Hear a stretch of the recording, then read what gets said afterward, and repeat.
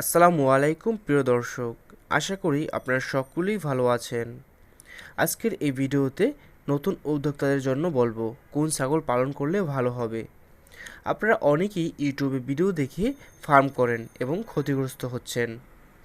বিষয় হচ্ছে ইউটিউবে নানা ধরনের উন্নত জাত সম্পর্কে দেখানো হয় এবং সেখানে লাভের পরিমাণ খুব বেশি দেখানো হয়।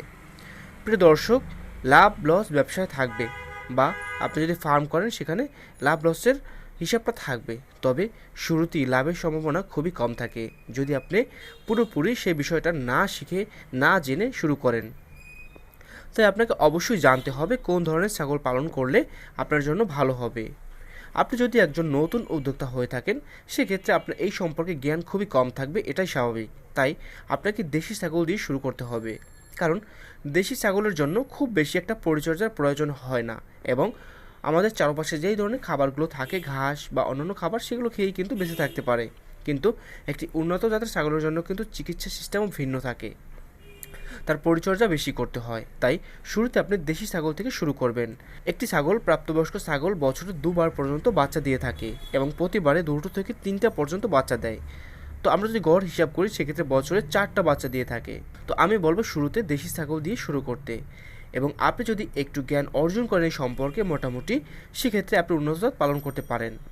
প্রিয় দর্শক, আমাদের দেশে যে দুটো ছাগলের কথা শোনা যায় সেটা হচ্ছে তোতাপুরি এবং যমুনাপাড়ি। এই দুটো ছাগল কিন্তু মানে সবার মুখে মুখে শোনা যায়, তবে এই দুটো ছাগলের কিন্তু রোগ ব্যাধি একটু বেশি হয় আমাদের দেশে।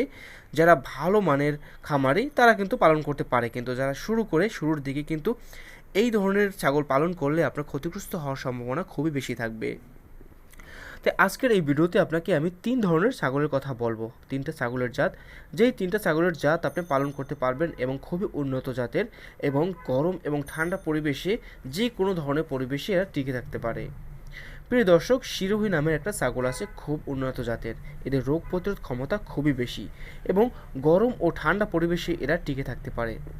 এবং এই ধরনের ছাগল প্রতিদিন গড়ে 130 থেকে 150 গ্রাম বৃদ্ধি হতে পারে, যেখানে একটা দেশি ছাগল মাত্র 30 থেকে 50 গ্রাম বৃদ্ধি হতে পারে। তো দেখুন কত বেশি বৃদ্ধি হয় এরা। এবং এই ধরনের ছাগল 14 থেকে 15 সপ্তাহ পরে কিন্তু বাচ্চা দেয়। দ্বিতীয় নম্বরে আছে বিটল। এই যে বিটল নামের ছাগলটা, এটা কিন্তু খুবই ভালো এবং এরাও কিন্তু গরম এবং ঠান্ডা পরিবেশে থাকতে পারে। এই ধরনের ছাগলও 14 থেকে 15 মাস পরে বাচ্চা দেয় এবং 130 থেকে 150 গ্রাম প্রতিদিন বৃদ্ধি হতে পারে। এবং এই ধরনের ছাগল কিন্তু দুধ দেয় 2.5 লিটার থেকে 5 লিটার পর্যন্ত, যা আমাদের দেশের দেশি গরুর মতো সমান দুধ দেয়। প্রিয় দর্শক, তৃতীয় নাম্বার আছে বোয়ার। এই বোয়ার জাতের ছাগলটাকে আপনি পৃথিবীর 1 নম্বর ছাগল বলে অভিহিত করতে পারবেন, কারণ এর বৃদ্ধি খুবই বেশি। প্রতিদিন গড়ে 200 থেকে 250 গ্রাম পর্যন্ত বৃদ্ধি হতে পারে এবং এই ধরনের ছাগল যে কোনো ধরনের পরিবেশে মানিয়ে নিতে পারে।